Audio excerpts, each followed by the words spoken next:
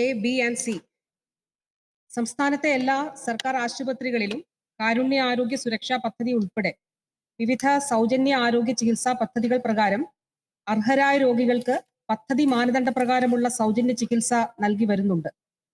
ഇത്തരത്തിലുള്ള രോഗികൾക്ക് ആവശ്യമായ വിവിധ പരിശോധനകൾ, മരുന്നുകൾ, ഇംപ്ലാന്റുകൾ, ചികിത്സാ ഉപകരണങ്ങൾ എന്നിവ ആശുപത്രി സൂപ്രണ്ടുമാർ നടപടിക്രമം പാലിച്ച് വാങ്ങി ലഭ്യമാക്കണമെന്നതാണ് വ്യവസ്ഥ.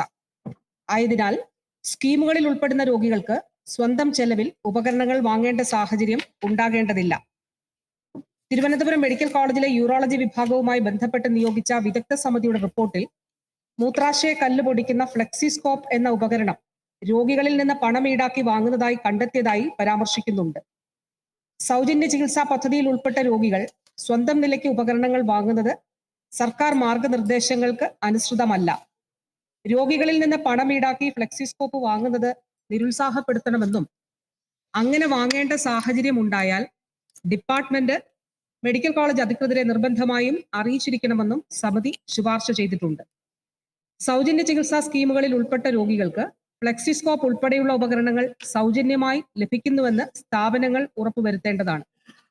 ഏതെങ്കിലും സ്ഥാപനമോ വകുപ്പോ ഇത്തരത്തിൽ സൗജന്യ ചികിത്സയ്ക്ക് അർഹരായ രോഗികളിൽ നിന്ന് പണം ഈടാക്കി ഉപകരണങ്ങൾ വാങ്ങുന്നുണ്ടെങ്കിൽ അത് സർക്കാർ നയത്തിന് വിരുദ്ധമാണ്.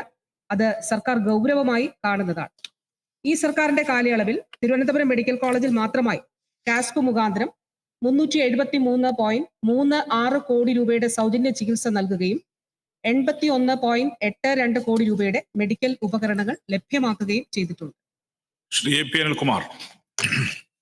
സർ, തിരുവനന്തപുരം മെഡിക്കൽ കോളേജിലെ യൂറോളജി വിഭാഗം മേധാവി ഡോക്ടർ ഹാരിസ് നടത്തിയ ഒരു പരാമർശം, ഒരു ഫേസ്ബുക്ക് കുറിപ്പ്, അവിടെ എത്തുന്ന സാധാരണ രോഗികളിൽ നിന്ന് പണം വാങ്ങിക്കൊണ്ട് ശസ്ത്രക്രിയാ ഉപകരണങ്ങൾ വാങ്ങേണ്ട അവസ്ഥയാണുള്ളത് എന്നുള്ളത് നമ്മൾ മുഴുവൻ ചർച്ച ചെയ്ത കാര്യമാണ്.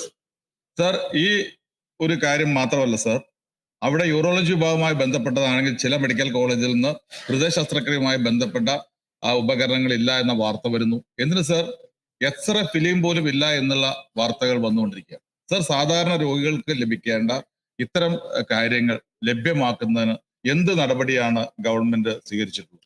ബഹുമാനപ്പെട്ട മിനിസ്റ്റർ. സർ, ഉത്തരത്തിൽ വളരെ വ്യക്തമായി ഞാൻ പറഞ്ഞിരുന്നു. ഒന്ന്, സർ, അർഹരായിട്ടുള്ള രോഗികൾക്ക് ഇപ്പൊ കാരുണ്യ ആരോഗ്യ സുരക്ഷാ പദ്ധതി പ്രകാരം ഒരു വർഷം 1498 കോടി രൂപയാണ് സംസ്ഥാന സർക്കാർ മാത്രം ചെലവഴിക്കുന്നത് സർ.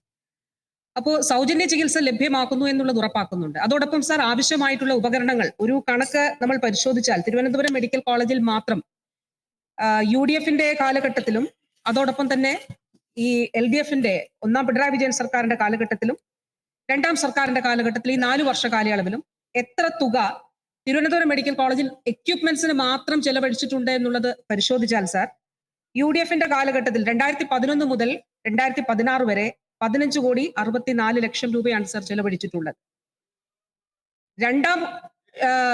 ഒന്നാം പിണറായി വിജയൻ സർക്കാരിന്റെ കാലഘട്ടത്തിൽ 41,80,93,781 രൂപയാണ് സാർ ചെലവഴിച്ചിട്ടുള്ളത്. സാർ, രണ്ടാം പിണറായി വിജയൻ സർക്കാരിന്റെ കാലഘട്ടത്തിൽ 4 വർഷ കാലയളവിൽ സാർ കിഫ്ബിയുടെ 43 കോടി രൂപ കൂടി, അതിന്റെ എക്യുപ്മെന്റ്സ് കൂടിയുണ്ട് സാർ, സ്പെക് സ്കാനും ഉൾപ്പെടെയുള്ളവ. അങ്ങനെ 80.66 കോടി രൂപയുടെ ഉപകരണങ്ങൾ സാർ അവിടെ വാങ്ങിച്ചു കൊടുത്തിട്ടുണ്ട്. സാർ, ഞാൻ വിദഗ്ധ സമിതിയുടെ റിപ്പോർട്ട് ടേബിൾ ചെയ്യുന്നു സാർ. അതിൽ ഈ റിപ്പോർട്ടിൽ സാർ എല്ലാ അംഗങ്ങൾക്കും അത് വായിക്കാവുന്നതാണ്. അതിൽ ഈ സമിതി യൂറോളജി ഡിപ്പാർട്ട്മെന്റിന്റെ മാത്രം ഒരു കണക്ക് പറഞ്ഞിട്ടുണ്ട് സാർ. അതിൽ പറയുന്നത് ഈ എക്യുപ്മെന്റ് പ്രൊക്യൂർമെന്റ് പ്ലാൻ ഫണ്ടിലൂടെ എങ്ങനെ നടത്തുന്നു എന്നുള്ളതാണ്. 2011 മുതൽ 16 വരെ ഉള്ള പർച്ചേസിംഗ് ഓഫ് സച്ച് എക്യുപ്മെന്റ്സ് അതിന്റെ എമൗണ്ട് പറഞ്ഞിരിക്കുന്നത് സാർ 26,90,000 രൂപയാണ് സാർ. അതേസമയം 2018 മുതൽ 22 വരെയുള്ള 4 വർഷ കാലയളവിൽ സാർ 1,43,73,73,000 രൂപ സാർ അവിടെ ചെലവഴിച്ചിട്ടുണ്ട്. അതിനുശേഷം സാർ 2022 മുതൽ 24 വരെ അവിടെ ചെലവഴിച്ചത് 1,12,00,000 രൂപ സാർ. അതിനുശേഷമുള്ളത് ഇപ്പോ അവിടെ ഈ വർഷം ഉൾപ്പെടെ പ്ലാൻ ഫണ്ടിൽ നിന്ന് ചെലവഴിക്കുന്നുണ്ട് സാർ. അതുകൂടാതെ HDS-ൽ നിന്ന് 31,72,822 സാർ. ഇവിടെ കാണേണ്ടത് ഇവിടെ പരാമർശിക്കപ്പെട്ടത് ഞാൻ ഇവിടെ പറഞ്ഞതുപോലെ മൂത്രാശയ കല്ല് പൊടിക്കുന്നതിനുള്ള ഫ്ലക്സിസ്കോപ്പ് എന്നുള്ള ഉപകരണം. സർ, അത് സ്കീമുകളിൽ ഉൾപ്പെട്ട രോഗികൾക്ക് സൗജന്യമായി ലഭ്യമാക്കണം എന്നുള്ളതാണ് സർ സർക്കാർ നയം. അല്ലാത്ത രോഗികൾക്ക് HDS വഴി അത് ലഭ്യമാക്കും. അപ്പൊ പുറത്തു വാങ്ങുന്നതിനേക്കാൾ കുറച്ചുകൂടി സബ്സിഡൈസ്ഡ് റേറ്റ് കോൺട്രാക്ട് അനുസരിച്ച് അത് ലഭ്യമാക്കും. ഈ ഉത്തരത്തിന്റെ ആദ്യ ഭാഗത്തിൽ അത് പറഞ്ഞിട്ടുണ്ട് സർ. സ്വകാര്യ മേഖലയിലേക്ക് പോകുമ്പോൾ അത് മാർക്കറ്റ് റേറ്റിലാണ് രോഗികൾ വാങ്ങിക്കേണ്ട സാഹചര്യം ഉള്ളത്. അത് ബില്ലിന്റെ കൂടെയാണ് അവർക്ക് ലഭ്യമാകുക. അപ്പൊ ഇവിടെ സൗജന്യമായ സ്കീമുകളിലൂടെ ലഭ്യമാകുന്നത് ഉറപ്പാക്കുന്നുണ്ട് സർ. അതോടൊപ്പം തന്നെ പേഷ്യൻസിന്റെ എണ്ണത്തിൽ ഒരു കാര്യം കൂടി പറഞ്ഞിട്ടുണ്ട്. ബഹുമാനപ്പെട്ട അംഗം പറഞ്ഞു രോഗികൾ ഇപ്പോ ഹൃദയ ശസ്ത്രക്രിയയുടെ കാര്യം പറഞ്ഞു സർ. ഇപ്പൊ കാർഡിയോളജിസ്റ്റുകളുടെ ഒരു സംഘടനയുടെ സംസ്ഥാന സമ്മേളനം നടന്നു, പ്രൈവറ്റും സർക്കാരും സർ. സംസ്ഥാനത്തെ 3 മെഡിക്കൽ കോളേജിലാണ് ഏറ്റവും കൂടുതൽ കാർഡിയോളജിക്കൽ ഇന്റർവെൻഷൻ നടക്കുന്നത് sir. Kottayam medical college, Thiruvananthapuram medical college, Kozhikode medical college sir. 2021 ഈ സർക്കാരിന്റെ ആദ്യ വർഷം സൗജന്യ ചികിത്സ തേടിയവരുടെ ക്ലെയിം 2.5 ലക്ഷമായിരുന്നു സർ. 2024 മാത്രം ജനുവരി മുതൽ ഡിസംബർ വരെ നമ്മൾ കണക്കിലെടുത്താൽ 6.5 ലക്ഷം പേർ സൗജന്യ ചികിത്സ സംസ്ഥാനത്ത് തേടിയിട്ടുണ്ട് സർ. ഇതാണ് വ്യത്യാസം. അത്രയും പേർക്ക് അതോടൊപ്പം സർ സൗജന്യ ചികിത്സ നൽകുന്നതിന്റെ കണക്കും നമ്മൾ താരതമ്യം ചെയ്താൽ ഈ ഒരു വലിയ വ്യത്യാസം കാണാനായിട്ട് സാധിക്കും. OP-യിൽ എത്തുന്നത് 2015-16 8 കോടി ആയിരുന്നെങ്കിൽ സാർ ഇപ്പോൾ 13 കോടി രജിസ്ട്രേഷൻ ആണ് സാർ ഉണ്ടാകുന്നത്. മൾട്ടിപ്പിൾ എൻട്രി, ഒരു വ്യക്തിക്ക് മൾട്ടിപ്പിൾ എൻട്രി. രോഗികളുടെ എണ്ണം കൂടിയിട്ടില്ല, ജനസംഖ്യ കൂടിയിട്ടില്ല, പിന്നെയോ സർക്കാർ ആശുപത്രികളെ ആശ്രയിക്കുന്നവരുടെ എണ്ണത്തിൽ വർധനവുണ്ടായി എന്നുള്ളത് തന്നെയാണ് സാർ നമുക്ക് കാണാനായിട്ട് കഴിയുന്നത്. സർ, ബഹുമാനപ്പെട്ട മന്ത്രി ചെലവഴിച്ച കണക്കുകളുടെ കാര്യങ്ങളൊക്കെ സർ, കേരളത്തിലെ നമ്മുടെ ആശുപത്രികളിൽ എത്തുന്ന രോഗികൾക്ക് കാരുണ്യ പദ്ധതി ഉൾപ്പെടെയുള്ള ഇൻഷുറൻസ് ഉൾപ്പെടെയുള്ള സ്കീമുകൾ കിട്ടുന്ന കാര്യത്തിൽ വളരെ ബുദ്ധിമുട്ടാണ് സർ. ഇത്തരം കാര്യങ്ങളുമായി ബന്ധപ്പെട്ടാണ് ഡോക്ടർ ഹാരിസ് പറഞ്ഞത്. അന്ന് മന്ത്രി പറഞ്ഞ ഒരു മറുപടി ഞങ്ങളുടെ തകരാറല്ല, സിസ്റ്റത്തിന്റെ തകരാറാണ്. മന്ത്രിയോട് പറഞ്ഞു 1ാം പിണറായി ഗവൺമെന്റ് 2ാം പിണറായി ഗവൺമെന്റ് വന്നു. ഈ ഗവൺമെന്റിന്റെ അവസാന വർഷത്തിലാണ്. ഈ 10 വർഷം കഴിയുമ്പോഴും ഈ സിസ്റ്റത്തിന്റെ തകരാറ് എന്താണെന്ന് ഗവൺമെന്റ് പരിശോധിച്ചിട്ടുണ്ടോ? സിസ്റ്റത്തിന്റെ തകരാറ് എന്താണെന്ന് അത് പരിഹരിക്കാനുള്ള എന്തെങ്കിലും നടപടി എടുത്തിട്ടുണ്ടോ? അത്തരം കാര്യങ്ങളൊന്ന് വിശദമാക്കാൻ കഴിയും. സർ, പത്തനംതിട്ടയിൽ കുമ്പഴയിൽ മാധ്യമങ്ങൾ എന്നോട് ചോദിച്ചപ്പോൾ ഈ യൂറോളജി വകുപ്പ് മേധാവിയുമായി ബന്ധപ്പെട്ട ചോദ്യത്തിനുള്ള എന്റെ മറുപടിയായിരുന്നു സർ. ഞാൻ പറഞ്ഞത് വളരെ വ്യക്തമായിട്ട് തന്നെ എന്ന് പറഞ്ഞു.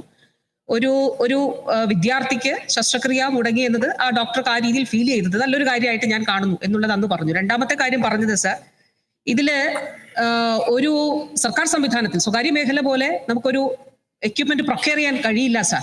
ഇപ്പൊ ഈ സഭയിൽ തന്നെ നമ്മൾ എത്രയോ കാര്യങ്ങൾ അതിന്റെ ഭാഗമായിട്ട് ചർച്ച ചെയ്തിരിക്കുന്നു സർ. സർ, ഇതിനൊരു പ്രൊസീജിയർ ഉണ്ട്. ആ പ്രൊസീജിയറിന്റെ ഭാഗമായിട്ടാണ് ചെയ്യേണ്ടത്. അപ്പൊ ആ പ്രൊസീജിയറിൽ ഇപ്പൊ ഒരു ഉദാഹരണം പറഞ്ഞാൽ എന്താണ് ഞാൻ പറഞ്ഞതെന്നുള്ളത് വളരെ വ്യക്തമായി അത് കൃത്യമായിട്ട് മനസ്സിലാകേണ്ടവർ അത് മനസ്സിലാക്കിയിട്ടുണ്ട് സർ. കാരണം തിരുവനന്തപുരം മെഡിക്കൽ കോളേജിൽ ഉൾപ്പെടെ സൂപ്രണ്ടുമാർക്ക് പരമാവധി ചെലവഴിക്കാൻ കഴിയുന്ന തുക 1 ലക്ഷം രൂപയാണ് ഒരു HDS-ന്റെ സെക്രട്ടറി എന്നുള്ള നിലയിൽ. സർ, ഇപ്പോൾ എക്യുപ്മെന്റ്സിന്റെ ഒക്കെ വില കൂടിയിട്ടുണ്ട്. അപ്പൊ ആ 1 ലക്ഷം രൂപ എന്നുള്ള ഫിനാൻഷ്യൽ ക്യാപ്പ് ഉയർത്തണം എന്നുള്ളതാണ്. അപ്പൊ അതിന്റെ അടിസ്ഥാനത്തിൽ കാലോചിതമായിട്ടുള്ള മാറ്റങ്ങൾ ഈ സംവിധാനത്തിൽ കൊണ്ടുവരേണ്ടതായിട്ട് ഉണ്ട് എന്നുള്ളത് തന്നെയാണ് സർ. ബഹുമാനപ്പെട്ട അംഗം പറഞ്ഞ ഒരു കാര്യം സർ, ഇൻഷുറൻസ് കിട്ടുന്നതിന് പ്രയാസമുണ്ട് എന്ന് പറഞ്ഞു സർ. 2015-16 അവരുടെ സർക്കാരിന്റെ അവസാന കാലയളവായിരുന്നല്ലോ സർ. അന്ന് 114 കോടി രൂപയാണ് സംസ്ഥാനത്ത് ഇൻഷുറൻസ് ആയിട്ട് ആളുകൾക്ക് നൽകിയിരുന്നത് സർ. 2024-25 കഴിഞ്ഞ സാമ്പത്തിക വർഷം 1498.5 കോടി രൂപ സർ.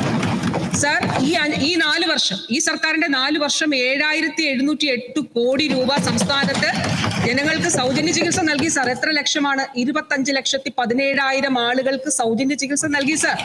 സർ, ഇത് ഒരു പ്രത്യേക പ്രൊസീജിയർ മാത്രമല്ല, എല്ലാ പ്രൊസീജിയറും. ഇപ്പൊ കരൾ മാറ്റിവെക്കൽ ശസ്ത്രക്രിയ UDF-ന്റെ കാലത്ത് ഉണ്ടായിരുന്നില്ല സർ. അന്ന് തിരുവനന്തപുരം മെഡിക്കൽ കോളേജിൽ ഒരു ശസ്ത്രക്രിയ നടത്തിയപ്പോൾ നിർഭാഗ്യവശാൽ രോഗി മരിച്ചുപോയി.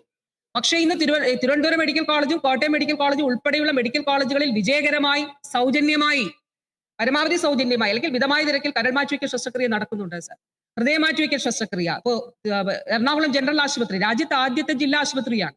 ഹൃദയ മാറ്റിവെക്കൽ ശസ്ത്രക്രിയയ്ക്ക് ലൈസൻസ് ഉള്ളതാണ് സർ. സർ, മജ്ജ മാറ്റിവെക്കൽ ശസ്ത്രക്രിയ, കരൾ മാറ്റിവെക്കൽ ശസ്ത്രക്രിയയുടെ പറയുമ്പോൾ സർ സ്വകാര്യ മേഖലയിൽ 40-45 ലക്ഷം രൂപയാണ് sir.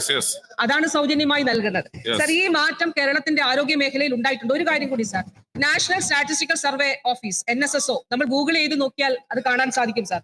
Out of pocket expenditure കേരളത്തിൽ കുറഞ്ഞിട്ടുണ്ടോ? അതാണല്ലോ ഏറ്റവും പ്രധാനപ്പെട്ട കണക്ക് sir. Sir, out of pocket expenditure national statistical sample സർവേയുടെ ഓഫീസിന്റെ റിപ്പോർട്ടിൽ പറയുന്നത് സർ 2016 ഗ്രാമീണ മേഖലയിൽ 17,054 രൂപ. ഞാൻ പറയുന്നല്ലോ, നിങ്ങളുടെയൊക്കെ ഫോണിൽ ഇന്റർനെറ്റ് കണക്ഷൻ ഉണ്ട്, അതിലൊന്ന് സെർച്ച് ചെയ്താൽ കാണാം. National statistical survey okay office okay okay ഗ്രാമീണ മേഖലയിൽ 2016 17,054 രൂപ, നഗരമേഖലയിൽ 23,123 രൂപ. സാർ 2024 റിപ്പോർട്ട് എത്രയാണെന്ന് അറിയാമോ സാർ? ഗ്രാമീണ മേഖലയിൽ 17,000 എന്നുള്ളത് ഔട്ട് ഓഫ് പോക്കറ്റ് എക്സ്പെൻഡിച്ചർ 7,000 കുറഞ്ഞു, 10,929. നഗരമേഖലയിലെ 23,000 എന്നുള്ളത് 10,000 രൂപ കുറഞ്ഞ് 13,140 രൂപയായി. ഇതാണ് ഇടതുപക്ഷ സർക്കാർ കേരളത്തിലെ ആരോഗ്യ മേഖലയിൽ നടത്തിയിരിക്കുന്ന interventions. Shri IC Balakrishnan. Sir, ഈ കാരുണ്യ